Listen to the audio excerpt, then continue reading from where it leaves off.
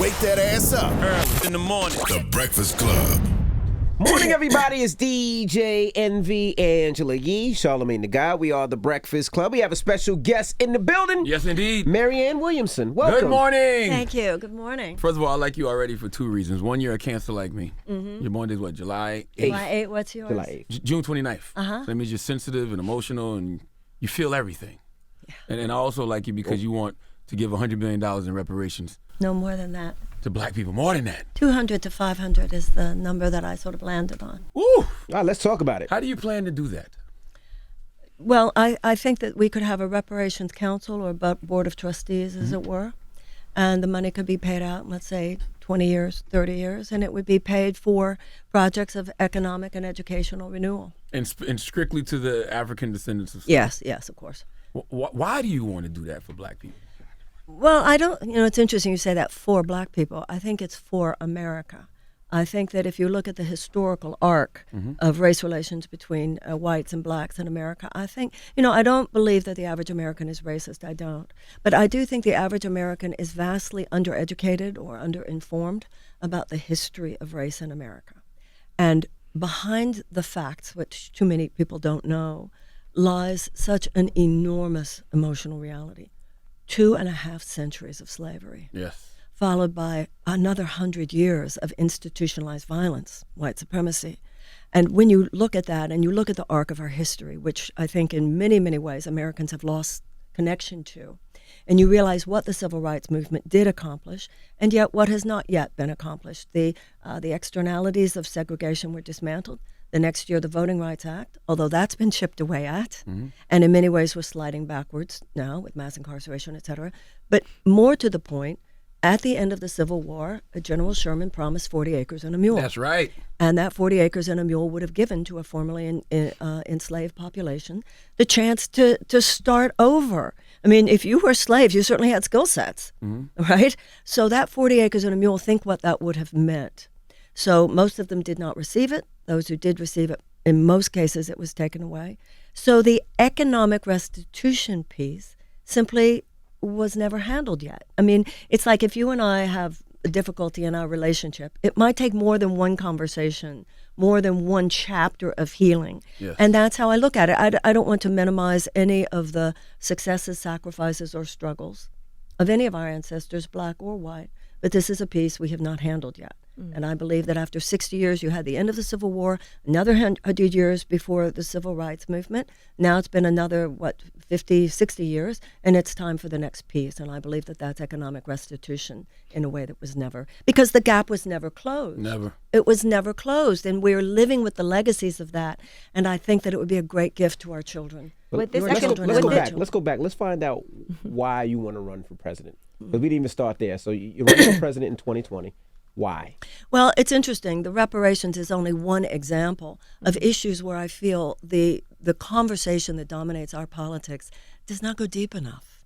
I mean, we're living in the 21st century now, and people know, maybe some politicians act like they don't know, I think even they do know, that in order to change your life, you have to do more than just address things that are happening on the outside. You have to address psychological realities, spiritual realities, emotional realities, historical realities. Otherwise, you might fix something, but you're not transforming anything. So what's happening with our politics today is that they fix. But all you're doing is fixing something, then somebody else can get in power 2 years later or 4 years later and unfix it. As we've been seeing happening even today. Absolutely, absolutely. So we have to look at the deeper dynamics of what got us to where we are, and there has to be a change inside people. I've heard you say that before. It can't be a change inside Washington. It has to be a change inside of us. And in Washington. Yeah. Not just a change. Both hands, right. Yeah. An integrative approach to politics, that's just like we have an integrative approach to medicine. This is the political conversation in America stuck in the 1990s somewhere. It's like this is the 21st century, and people have moved forward. People, whether religion, spirituality, recovery, psychotherapy, people know that you have to address issues going on inside yourself. And the American people have become spectators to politics. There are a lot of different parts of our society. There are poets, there are artists, there are philosophers, there are business people, there are scientists, there are educators, there are people in entertainment. And yet people in politics, just one more lane, wields this extraordinary power over people's lives. And they don't tend to be, particularly at this time, the wisest element. You said on Twitter. And we can't just let that be anymore because it's too dangerous where they've taken us. Yeah. You said on Twitter, Trump looked out and saw a lot of fearful, angry people and thought, wow, we could change the country with that. I look out and saw a lot of decent, loving people and think, wow, we could change the world with that. Game on. Mm-hmm. So what was it like for you announcing that you were planning to run for president? Because it does disrupt your whole life. It's a huge, obvious commitment, and it affects a lot of people around you. So when you made that decision, what was it in your head that said, you know what, I'm doing it? My father died in 1995, and every time I see the president on television, it's like I hear my father's spirit going, this must not go unanswered. The choice, you were just talking about the disruption to my life. I prefer that to screaming at the television for the next 2 years. I think we're living in an all-hands-on-deck type of moment. I don't think I feel anything that everybody I know, and I'm sure all of you don't feel, which is people get this is very serious. And all of us are asking, how can I best help? How can my talents, my skill set best be put to use? And I'm trying to answer that call like everybody I know is. And as far as the fact that the president and others have harnessed fear, bigotry, hatred, racism, etc., for political purposes, what has been clear to me for a very long time is in this country and around the world, there are far more lovers than haters. Mm-hmm. But the haters are very convicted, and they're more organized, and they're serious about getting it done. And very vocal. That's right. And they have an agenda. Mm-hmm. And love needs to have an agenda. Mm-hmm. So conviction is a force multiplier. We need to force multiply love.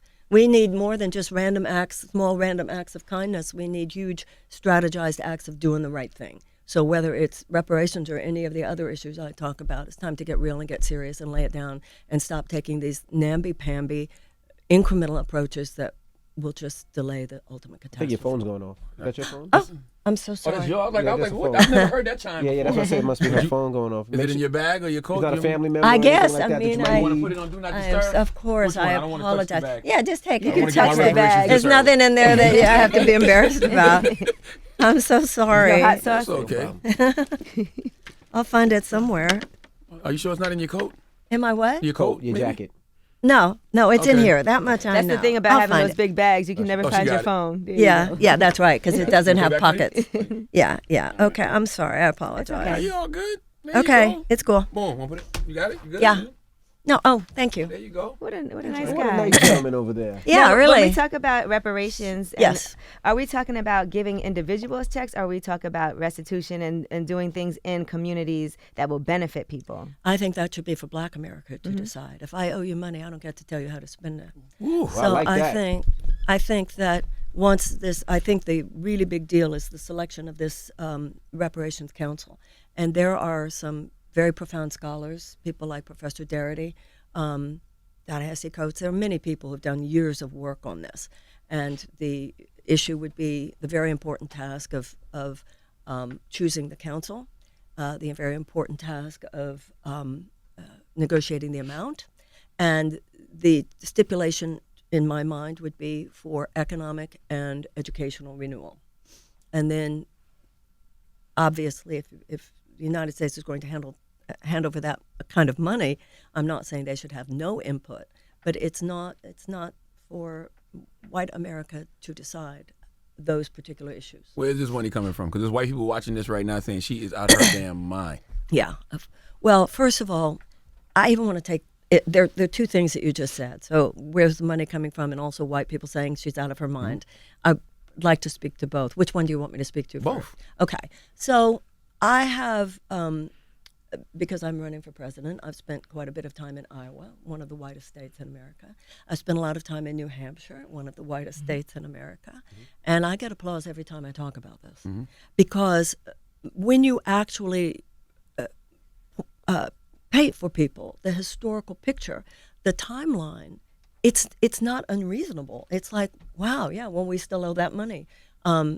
Germany has paid $89 billion in reparations to Jewish organizations since World War II. We paid in 1988, Ronald Reagan signed the American Civil Liberties Act, which gave money to the surviving the people who had been interned in the Japanese internment camps during World War II. So it's by the 20th century, well, even after the Civil War, given that 40 acres and a mule was promised, it shouldn't be considered an outrageous idea. Not at all. And you have to, in Alcoholics Anonymous, they talk about taking a fearless moral inventory, admitting the exact nature of your character defects. But Catholics go to confession. Jews have Day of Yom Kippur, the Day of Atonement. This is what I mean about healing on the inside. This is something we need to deal with. You have to get straight with God. You have to make things right. You have to close the gap between who you say you are and how you're behaving. And racism is an original character defect of the United States.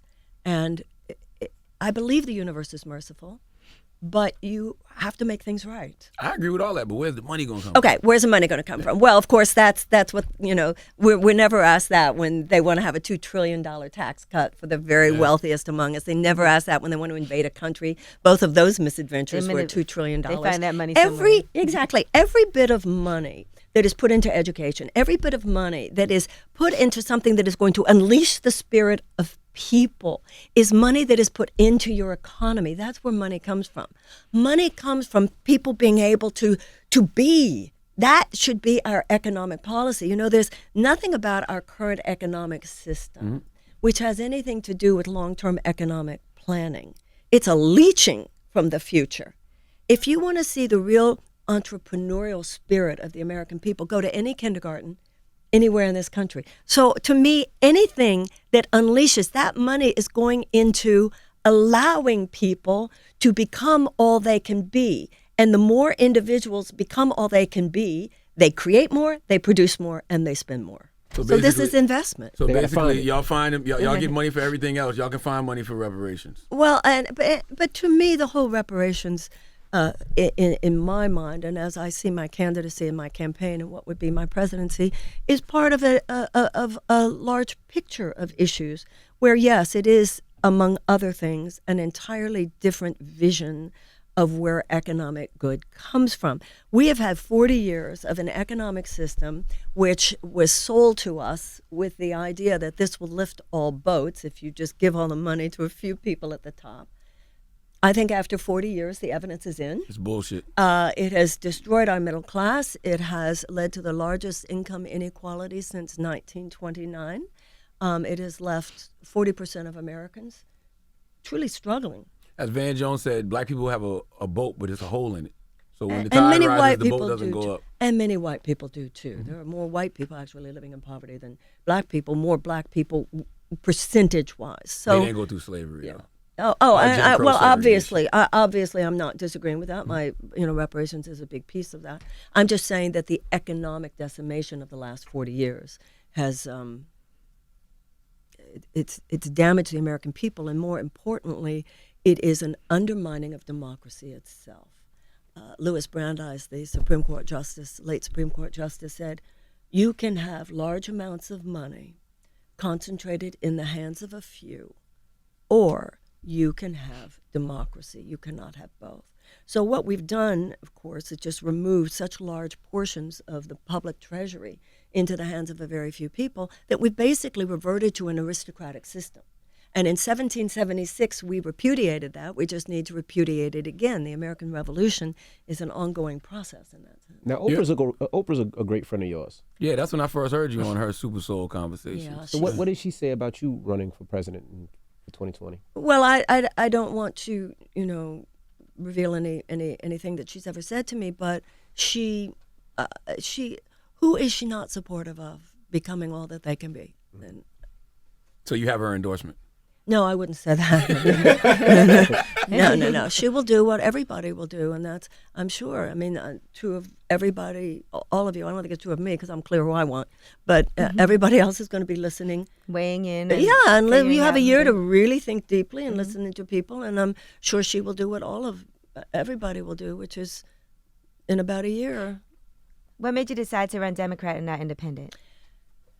I ran as an independent when I ran for Congress 4 years ago, because I do have I have my concerns about the dominance of the two parties, et cetera. You got However, 13% of the vote that time when you ran in. out of 16 candidates, though. And I do think in that race, I have to say, I think running as an independent while a principal position was a naive one. However, at this moment, given this president, I wouldn't risk taking 10 votes away from the Democratic nominee in 2020. To me, you can talk about the issues with the political parties. Those are like broken legs and broken arms. But this presidency is like a bullet near the heart. And we have to take care of this. So I'm a Democrat, and I'm in for whomever is the candidate in 2020, whether it's me or anyone else. So you think I'm it's so full on in. What Schultz is doing? Pardon? You think Schultz running as an independent is dangerous for the Democratic Party? I mean, obviously. Can a spiritual person be president? Because a lot of people when they vote, I consider myself a spiritual person, not a religious person, but a lot of people when they vote, they do consider their religious values. So could a spiritual person be president? Well, what you just said is the point. This is a religious nation. If everybody is either religious, spiritual, in recovery, or in psychotherapy gives me a listen, my campaign will be okay. Yeah. I mean, that's where this country lives. The political establishment speaks in very corporatized, over-secularized ways that are just sort of disconnected from the heart, disconnected from wisdom. That's not where the American people live. Do you think that these Democratic candidates are being honest now when they speak about some form of reparations for black people? Because I feel like that's a conversation you started as far as this presidential cycle. You think they're being honest, or is it just a good talking point right now? I don't think it's an issue of whether or not they're honest. However, when I hear someone talk about race-based policies, that doesn't speak to the cause of the problem. It speaks to the disparity, but it leaves it in a situation where it could just as easily be blamed on you. So that's the problem for me. You can't just treat a symptom, you have to treat the cause. And I think the psychological and emotional and even moral impact of reparations carries with it a level of mea culpa, carries with it an acknowledgement, a national acknowledgement of a debt to be paid, carries spiritual force in that sense. So it's not about dishonest, but this is the way the status quo perpetuates and protects itself. It co-opts disruptive language. So it didn't surprise me. Why do you think presidential candidates are hesitant to speak about black issues and in a specifically black agenda? That's not for me to, that's for you to ask them. What about some of the other... So why are you not scared? I'm 66 years old. I'm not doing this to do anything other than speak as fiercely and authentically as I can what I believe needs to be said. And I think this country is like a room full, it's like an alcoholic family system where mommy and daddy are so not laying down what's really going on here. And everybody's like this about it. Somebody's got to speak. I have nothing to lose. Just saying what I see. And I feel at this point in my career what I felt for 35 years, which is I'm not saying anything everybody I know isn't saying. I'm just saying it when the microphone is on. And I do think with a lot of the things I talk about, I'm not saying anything those other candidates don't know, but they won't name it. And people might want to ask themselves why that is. Do you have a specific agenda for black people outside of the reparations thing? Well, I think that, as we know, many of the issues of black America have to do with economic issues. And I think that in all of the areas where we need to address, whether it has to do with racial disparity in our criminal justice system, everything from legalizing marijuana to looking at all of the disparities there. Mass incarceration is a huge issue. Our prisons should not be privatized. When I was in college, there were 300,000 people in prison in this country. Now it's over 2 million. Obviously, there's a racial issue there. So anything that has to do with justice, once again, for me, it's about healing America. And anytime, Martin Luther King's comment, right, was anytime there's a threat to injustice anywhere is a threat to justice everywhere. What about health care? A lot of people going through it can't afford health care. People are scared to go to the doctors to get fixed. Can't afford it. Let me tell you who can't afford health care is the average American. That's who can't afford health care.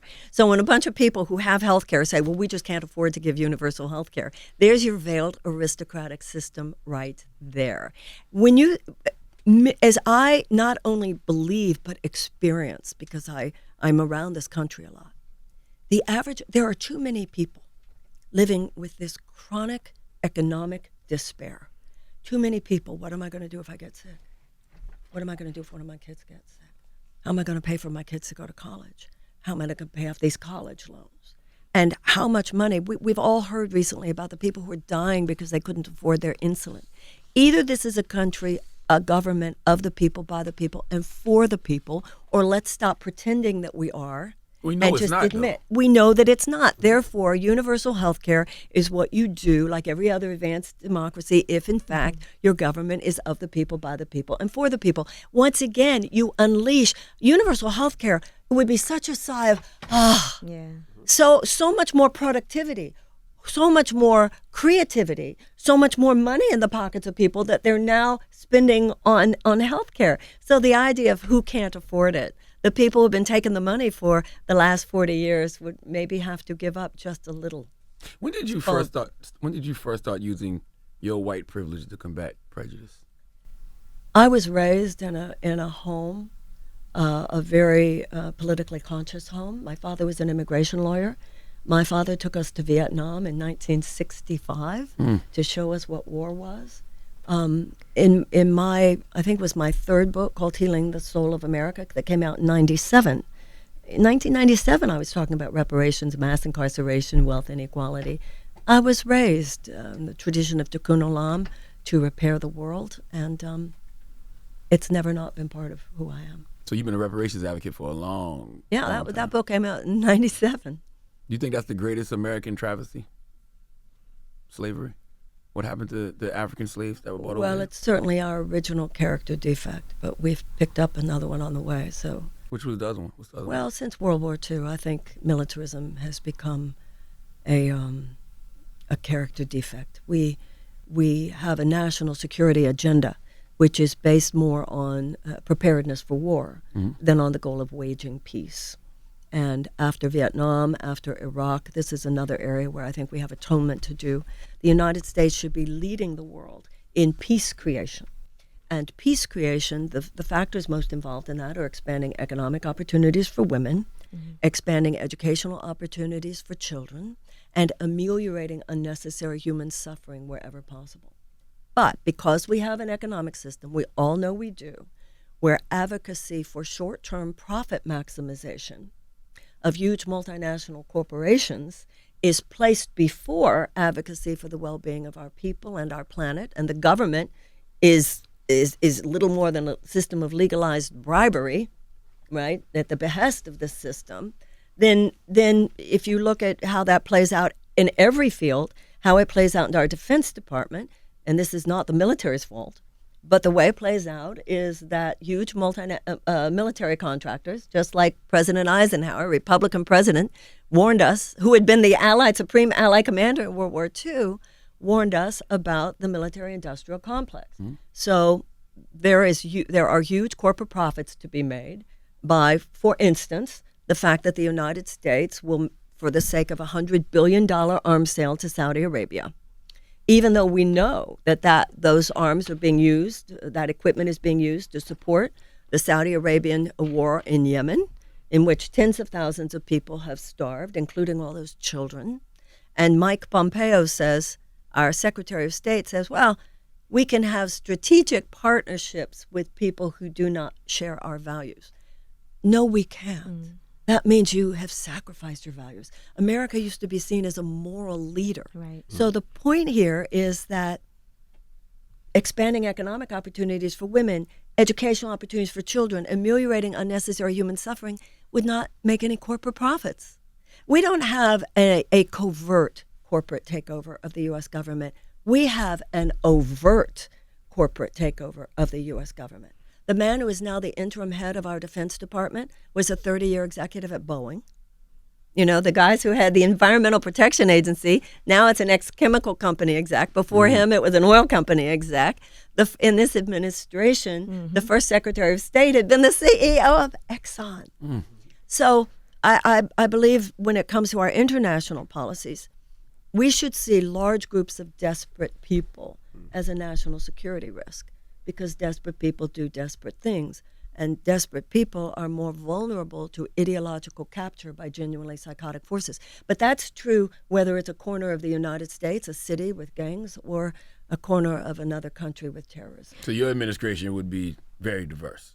Like, as far as, would it be like regular people? Or? It would be very diverse, but I'm more interested, yes, it needs to be because it should reflect America. Gotcha. But more importantly, a diversity of consciousness. Mm-hmm. You know, you can have a woman who's a patriarchal thinker, and you know, it's got to be more than cosmetic. It's got to be more than what it looks like. It's got to be how it thinks. We need a radical departure from late 20th century economics and politics. This is the 21st century. We need to have the consciousness of a 21st century perspective, which includes diversity, not only of color and ethnicity, but also of worldview. When you talk about this administration and you see everything that's going on with Donald Trump and people are surrounding him, do you think that the president should be impeached?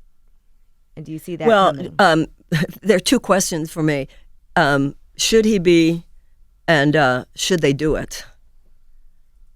Do I believe that,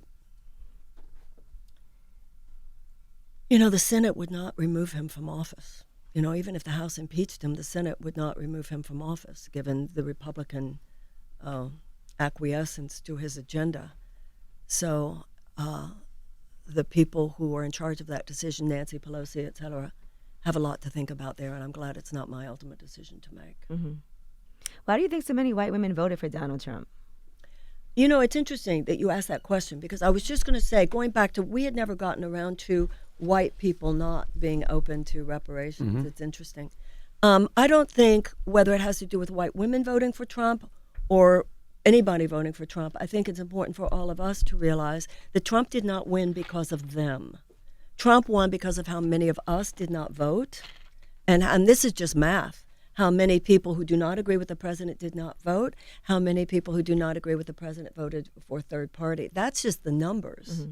And I also, you know, if anybody who thinks that the task is as simple as defeating him at the polls in 2020, I think that's a very naive presupposition. Right. Because if all we do is defeat Trump, there are so many people lined up behind him. And they'll just come back in 22 and come back in 24. We need to, you know, when Lincoln talked about a new birth of freedom, something so compelling has to occur within us. And I have to believe that some of those women that you just mentioned would be open, that they feel some disturbance. But if all we do is shame them, shame is an act of emotional violence. So if all we do is talk about how terrible Trump is, they're going to feel made wrong. And I don't think that's going to make them want to vote for the alternative in 20. So I think our task is, the way I look at Trump, this has been an unfortunate episode in American history. We all have to take responsibility, because for many of us, our own chronic disengagement from the political process in many ways led to this. He's an opportunistic infection. Our own immune system, our citizen activism was low, and now we're going to deal with it, and let's move on and create something beautiful for the 21st century. Charlamagne said something right before you walked in. We were talking about gun control. Okay. I want to get your stance on gun control, and I don't know if Charlamagne said if it was accurate, but he said that they just signed something earlier. Oh no, that happened back in February, I believe, where Donald Trump made it. He eliminated Barack Obama's bill to keep mentally ill people from buying guns. That was the first thing he did in office. That was the very first thing he did in office, was he overturned the ban. There are places where blind people. No. So, yeah. That's I know. So, but this, I think one of the things that's interesting about this, on guns and on many issues, the consciousness of the American people is not the problem. The way our democracy is so dysfunctional, even pathological, is the problem. The majority of American people want universal background checks. The majority of the American people want to outlaw bump stocks. And the majority of the American people are at least questioning now this whole issue of whether or not military assault rifles should be made available to civilians. So, and someone told me the other day that for the first time, the NRA report card is not on their website anymore. That is not necessarily a help. So the House has now passed the bill that would include closing those loopholes. We need the Senate also. But when you look at where the American people are, largely because of all the tragedies that have occurred and largely because of the activism of the Parkland students, the American people are in a lot of issues. And that's what I meant about reparations. Why don't we create a politics? And this is how I see my campaign. Why don't you give people the option of doing really noble, good things? Mm-hmm. Why don't you give people the option? That's what I want my campaign to be. Here's an option where I believe that being true to our democratic and our human values will actually be the greater win. Who's your favorite black leader other than MLK? There was a man I knew named Mickey Leland. You know who Mickey Leland is? I've heard the name. He was a black congressman. John Conyers was a good friend of mine. I'm sorry about what has happened there. I mean, we all know the famous ones. There's Malcolm X, and there's John Lewis, and there's Frederick Douglass. What was I was very fond of Dorothy Heights. Mm-hmm. Marian Wright Edelman, I think, is very inspiring for me as a woman. Sojourner Truth, and I knew Coretta Scott King. You said Mickey Leland first. He was a congressman. What was his contribution to? Well, it was a contribution to my own life. He was a congressman from Houston, where I come from, and Mickey was someone that I knew whose progressivism, he put a lot of pieces together for me about race and America and about progressive politics. And he died. He was a congressman when he died in a plane crash in Africa. Because I feel like you're one of these white people who do more listening than you do talking. Like you listen to the struggles of other communities, which I think a lot of people don't do enough. You know, I'm Jewish, and I was brought up to believe that even if they're not doing it to us now, they could at any time. So always be on the side of whoever they're doing it to. Absolutely. Mm. What does your campaign staff look like? Is it? Oh yeah, you got black campaign staffers? My campaign manager is black, and the woman who is heading things in South Carolina is black, and one of the men is on the team in Iowa. Yeah. Plenty diverse. Because the idea of reparations sounds great, but how likely is it to happen? Because I don't want my people just voting for you on the hope. Well, I think that's reasonable. Listen, if you don't get a progressive Senate and House, then probably not very good. Gotcha. But Trump is president, so this idea of anyone being able to predict what is possible.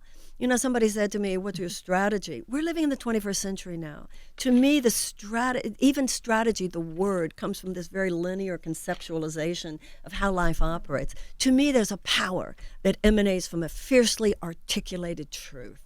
And America is filled with, this country had abolition. We had the civil rights movement. We had the Civil War. It's not like this country has never done great things. We've just gotten out of the habit of doing great things. And I think Americans are ready to do great things again. And I like the idea of just doing what's right. Thank you. Like we have not. Just do what's right. Just do what's right. That's right. That's the strategy. Do what's right. Yeah, that's right. They put these things on the books, but America's never honored the reparations that they even promised us. So I like the fact of just even putting it out there to do what's right. And I have faith in the American people.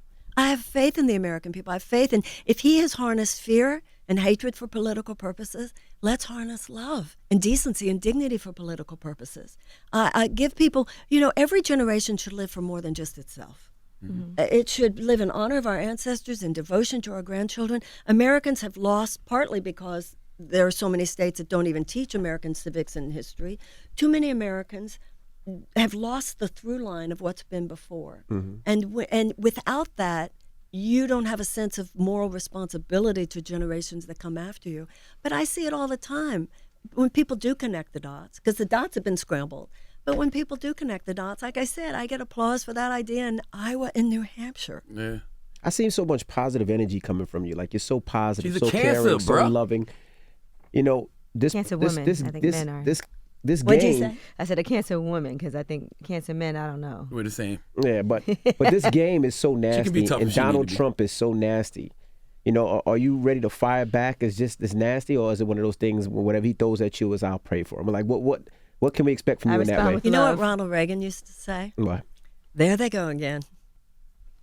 It's like what? We don't want to hear about Ronald Reagan. We don't want to hear about Ronald Reagan. He put crack in the black community. Oh, I'm not in any way. Listen, please don't get me wrong. I'm just talking about how he won. Yeah. Right. And so this idea that if we're tough enough cowboys, we beat him, it's childish. It's immature. You're not going to stoop down to that. I don't think that that's what's going to win. Mm-hmm. I mean, I honestly don't believe that's what's going to win. No, I agree. It ultimately. I mean, what are we talking about here? He's ultimately going to crash and burn anyway. Like, we just don't want the country to crash and burn. With him, Yeah. absolutely. do you feel encouraged that there's other female presidential candidates out there? Well, definitely in terms of the historical narrative, the fact. I mean, this is incredible. But in terms of the larger picture of so many women empowered to do things like running for president, the way I look at it, future generations will look back at our time and go, "The girls did it." Yeah. The issue is, let's make sure they can look back and say, "We did it well." Right. Well, we look forward to you and wish you the best of luck. Thank you. And Hopefully we'll see you again. Give them your website so they can donate to your campaign. Thank you so much, Marianne 2020. Marianne Williamson, thank you for joining us. Thank you. Thank you for having me. Thank And you. Don't come back. Don't be a stranger. Thank Yeah, you. I'm I would sure we'll love see that. you again. All right. It's Be The Breakfast honored. Club. Thank Good you. morning. Thank you so much.